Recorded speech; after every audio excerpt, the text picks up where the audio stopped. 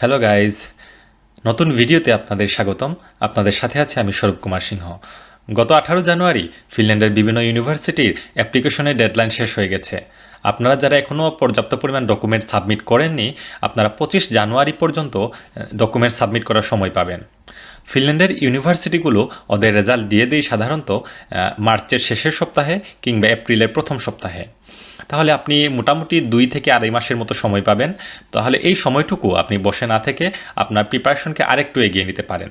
তো এই সময়ের মধ্যে আপনাকে কী কী কাজ করতে হবে সেটা নিয়ে আজকের ভিডিও। তাহলে প্রথমেই আপনাকে যেটা করতে হবে সেটা হচ্ছে স্পন্সর ম্যানেজ করতে হবে।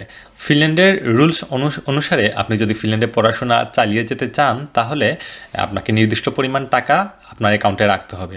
সেজন্য আপনার একটা স্পন্সর লাগবে। সেটা আপনি নিজে হতে পারেন কিংবা আপনাকে অন্য কেউ সেই টাকাটা দিলে হবে। তো সেজন্য আপনার প্রথম কাজ হচ্ছে স্পন্সরশিপ ম্যানেজ করা। কারণ রেজাল্ট দেওয়ার পর খুব কম সময় থেকে যায়, সেই কম সময়ে অনেক সময় স্পন্সর ম্যানেজ করা কঠিন হয়ে ওঠে। সেজন্য আপনার এখন থেকে স্পন্সর ম্যানেজ করে নিন। 2 নম্বর হচ্ছে আপনাকে অবশ্যই একটা ব্যাঙ্ক অ্যাকাউন্ট খুলতে হবে। স্পন্সর অ্যাকাউন্ট থেকে টাকাটা আপনার অ্যাকাউন্টে নিতে হবে এবং সেটা ব্যাঙ্ক ট্রান্সফারের মাধ্যমে আপনি স্পন্সরের অ্যাকাউন্ট থেকে আপনার অ্যাকাউন্টে টাকাটা নিয়ে নেবেন। সেজন্য আপনার একটা ব্যাঙ্ক অ্যাকাউন্টের প্রয়োজন হবে। এরপরে হচ্ছে গিয়ে ড্রাইভিং লাইসেন্স।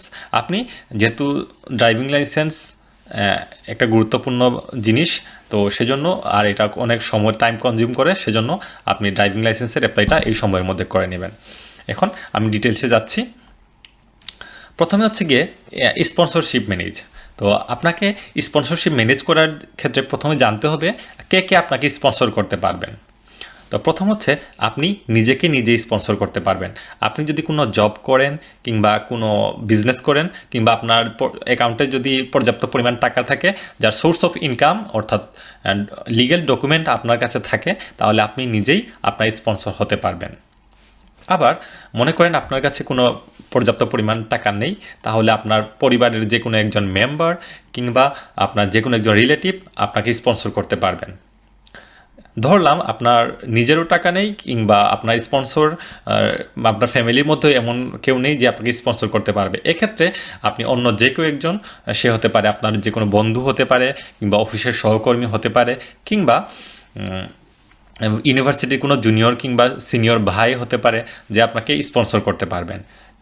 এক্ষেত্রে যদি সেলফ স্পন্সর কিংবা ফ্যামিলির কেউ যদি স্পন্সর করে তাহলে সেটা ভালো। আবার যদি এগুলার বাইরে যদি কেউ স্পন্সর করে তাহলেও খুব একটা সমস্যা হওয়ার কথা না। কিন্তু তৃতীয় ক্ষেত্রে অর্থাৎ ব্লাড রিলেটেড ছাড়া যদি কেউ আপনাকে স্পন্সর করে, সেক্ষেত্রে একটা স্ট্রং লজিক দেখাতে হবে। কারণ এমনি তো কেউ আপনাকে এতগুলো টাকা দিয়ে দেবে না, সেক্ষেত্রে একটা স্ট্রং লজিক অবশ্যই লাগবে। তবে হতাশ হওয়ার কিছু নেই, যে ফ্যামিলি ছাড়া অন্য কেউ স্পন্সর করলে যে ভিসা বাতিল হয়ে যাবে তেমন কিছু না। আপনি যদি অবশ্যই একটা স্ট্রং লজিক দেখাতে পারেন তাহলে অবশ্যই সেটাকে ওরা কনসিডার করবে, সেজন্য টেনশনের কিছু নাই। এরপর একটা পয়েন্ট হচ্ছে গিয়ে টাইপ অফ স্পন্সরশিপ, মানে কী কী ধরনের স্পন্সর হতে পারবেন। 1 নম্বর হচ্ছে গিয়ে জব হোল্ডার। আপনার স্পন্সরের যদি কোনো একটা নির্দিষ্ট জব থাকে এবং সেটা থেকে যদি একটা নির্দিষ্ট পরিমাণ ইনকাম থাকে, তাহলে সে অবশ্যই আপনার স্পন্সর হতে হবে।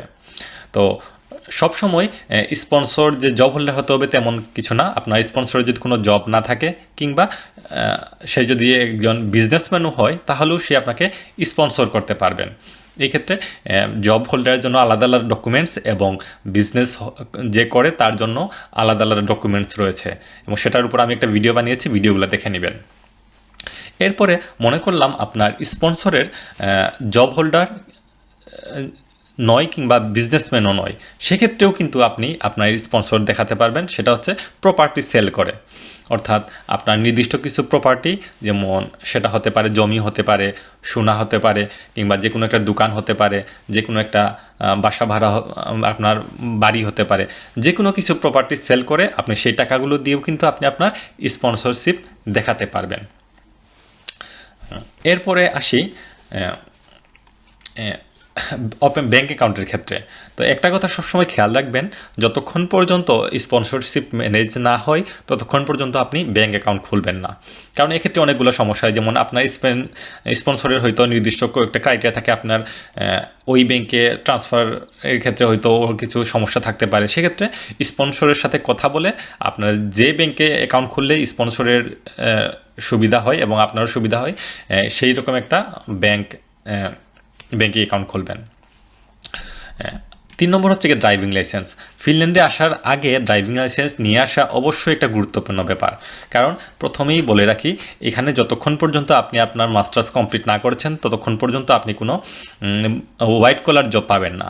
আপনাকে ব্লু কলার জব, অর্থাৎ বিভিন্ন টাইপের অড জব করতে হবে। সেটা ক্লিনিং হতে পারে কিংবা ডেলিভারি হতে পারে। কিন্তু সমস্যা হচ্ছে এই ক্ষেত্রে ডেলিভারি কিংবা ক্লিনিংয়ে যখন আপনি আবেদন করতে যাবেন, তখন যদি আপনার একটা কার্ড থাকে কিংবা ড্রাইভিং লাইসেন্স থাকে, তাহলে অবশ্যই তারা ওটাকে প্রায়োরিটি দেয়। ড্রাইভিং লাইসেন্স ছাড়া জব পাওয়াটা খুবই টাফ একটা ব্যাপার।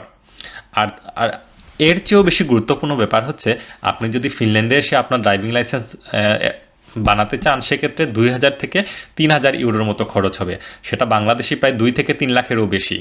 সেই কারণে বাংলাদেশে যেহেতু ড্রাইভিং লাইসেন্স পরীক্ষাটা তুলনামূলকভাবে ইজি এবং কষ্ট অনেক কম থাকে, সেক্ষেত্রে আপনারা বাংলাদেশ থেকেই ড্রাইভিং লাইসেন্সটা নিয়ে আসার চেষ্টা করবেন এবং এখানে এসে সেটা কনভার্ট করালেই হয়ে যাবে। তো আশা করি মোটামুটি একটা আইডিয়া পেয়েছেন স্পন্সরের ব্যাপারে। তো সবগুলা ব্যাপার নিয়ে আমার আলাদা করে একটা ভিডিও আছে, আশা করি ভিডিওগুলো দেখবেন। আজকের মতো এখানে রাখছি। ধন্যবাদ সবাইকে।